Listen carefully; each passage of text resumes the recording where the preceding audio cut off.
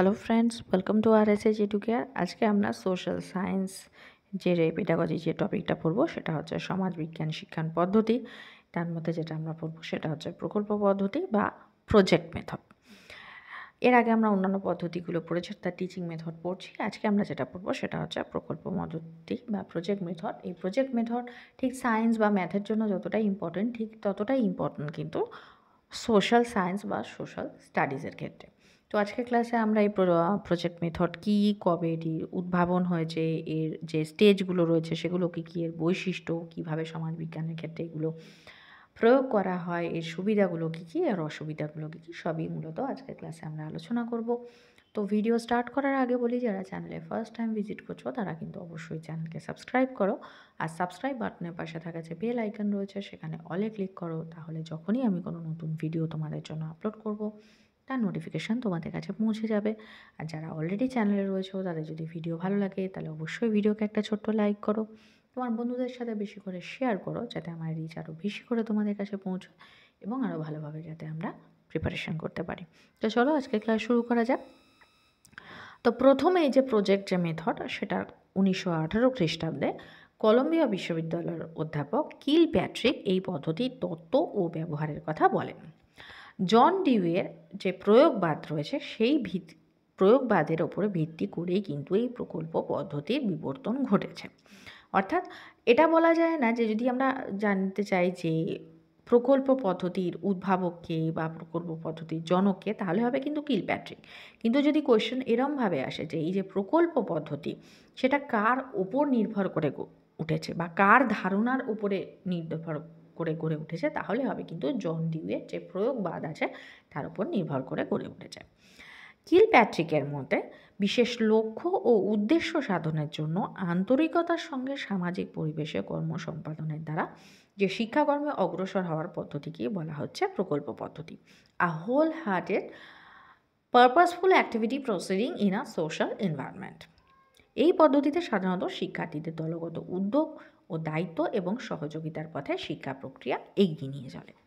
আরও ভালোভাবে যদি বলা যায় তাহলে যে এই যে সমাজবিজ্ঞান যেটা রয়েছে বা যেটাকে আমরা সোশ্যাল সায়েন্স বা সোশ্যাল স্টাডিজ বলছি, সেটার পাঠদানের ক্ষেত্রে যে পদ্ধতিগুলো বা বিশেষ করে যে অ্যাক্টিভিটিসমূলক যে পদ্ধতিগুলো রয়েছে তার মধ্যেই প্রজেক্ট বা প্রকল্প পদ্ধতি হচ্ছে সবথেকে বেশি গুরুত্বপূর্ণ। তার কারণ কি, এই পদ্ধতিতে শিক্ষার্থীর শরীর এবং মন যুগ্মভাবে কিন্তু কাজ করে।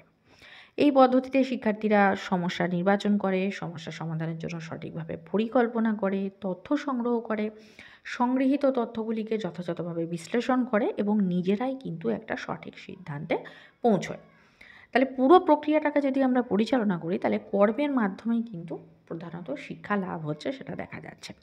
প্রধানত এক্ষেত্রে শিক্ষার্থী কিন্তু সক্রিয় ভূমিকা পালন করেন এবং এই পদ্ধতিতে দেখা যায় যে অপেক্ষাকৃতভাবে শিক্ষক বা শিক্ষিকা কিন্তু নিষ্ক্রিয় থাকেন।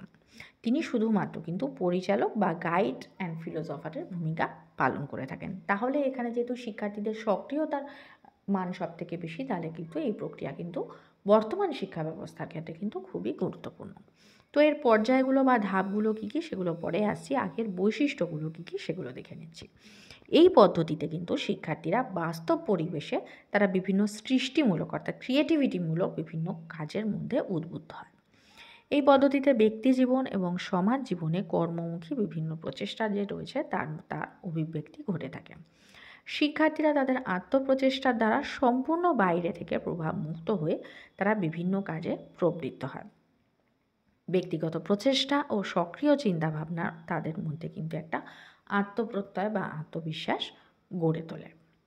এর ধাপগুলো কী কী বা পর্যায়গুলো কী কী? প্রথমে যেটা হচ্ছে যে বিষয়, যে আমি যে একটা প্রজেক্ট ওয়ার্ক করব বা প্রকল্প করব, তো কোন বিষয়ের ওপরে করব, প্রথমে তার বিষয় নির্বাচন করতে হবে। তারপরে সেই বিষয় নির্বাচন করার পরে তার ওপর যে আমি কাজ করব তার উদ্দেশ্য নির্ণয় করতে হবে। এক্ষেত্রে আমি বলে রাখি যে অনেক জায়গায় দেখবে যে দেখে নেয় আমি যেমন 5টা পর্যায় দেখিয়েছি, অনেক জায়গায় কিন্তু এর 4টে পর্যায় পাবে। সেখানে কিন্তু বিষয় নির্বাচন আর উদ্দেশ্য নির্ণয় একই সাথে মার্জ করা থাকে। কিন্তু আমার মনে হয়েছে যে এখানে 5টা পর্যায় হলে আরও ভালো হয়, কারণ প্রথমেই তো আমি যখন একটা বিষয় নির্বাচন করছি সঙ্গে সঙ্গে তো আমি তার উদ্দেশ্য নির্ধারণ করছি না।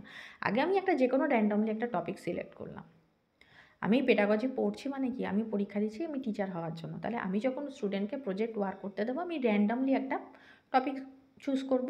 টপিকটা চুজ করার পরে সেটাকে কিভাবে কোন উদ্দেশ্যে নিয়ে যাওয়া যায়, কোন উদ্দেশ্য দিয়ে শিক্ষার্থীদের দিয়ে প্রজেক্টটা করানো যায়, তারপরে আমি সেটা নির্ধারণ করব।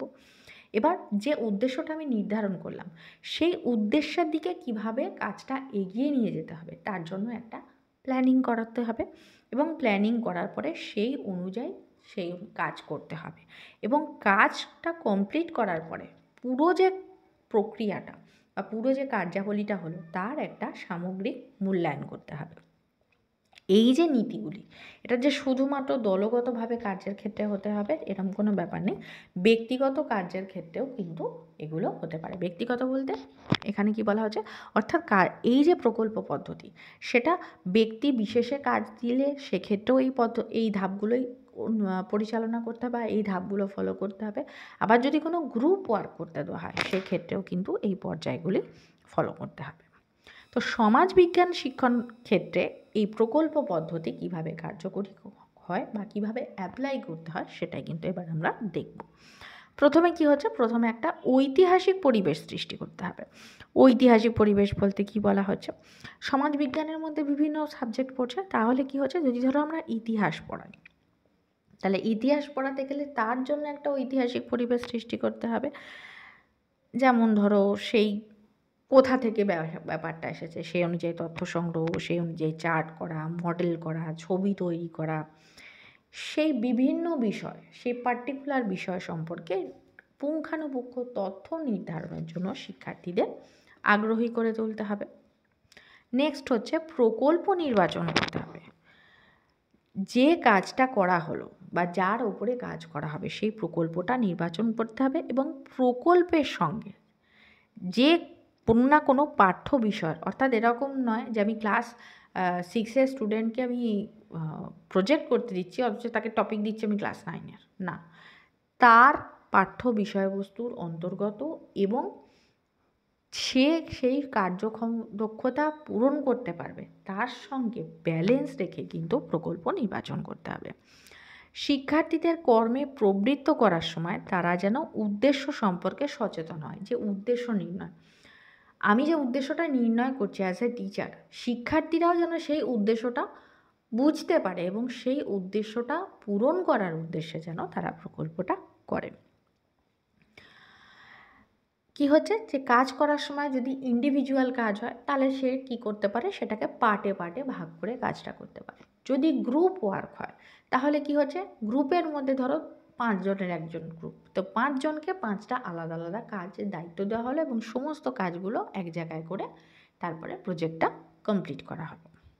ঠিক আছে, নেক্সট হচ্ছে কি, কর্ম সম্পাদনের সময় সকলে যেন সক্রিয়ভাবে অংশগ্রহণ করে। সে ইন্ডিভিজুয়াল ওয়ার্ক হোক আর গ্রুপ ওয়ার্ক হোক, প্রত্যেকের সক্রিয় অংশগ্রহণ কিন্তু খুব জরুরি। এক্ষেত্রে যদি কোনো শিক্ষার্থী অপেক্ষাকৃত পিছিয়ে পড়ে তাহলে শিক্ষক বা শিক্ষিকার কি কাজ হবে, তিনি যেন পরিদর্শকের যখন ভূমিকা পালন করবেন তিনি অন্যান্যরা অপেক্ষাকৃত এগিয়ে থাকা শিক্ষার্থীদের বলবেন তারা যেন তাকে সুযোগ মতো হেল্প করে। নেক্সট কি হচ্ছে, যে কাজটা করা হচ্ছে সেটার মূল্যায়ন তো করতেই হবে, এবং তার পাশাপাশি যে বিষয়টির ওপর তারা কাজ করছে প্রথমে তার সেটা বিষয়টি সত্য কিনা, যথার্থ কিনা সেটা কিন্তু যাচাই করতে হবে।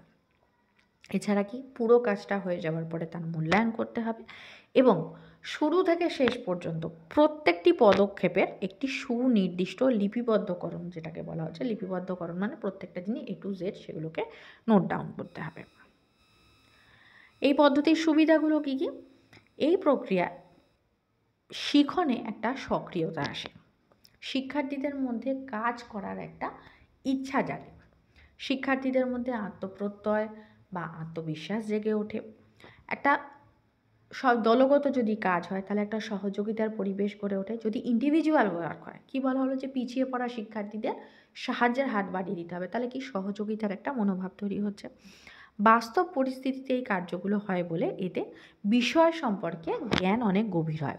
এখানে এটা টাইপিং মিস্টেক আছে, 1 মিনিট, এটা বিষয় সাবজেক্ট বিষয় সম্পর্কে জ্ঞান গভীর হয়।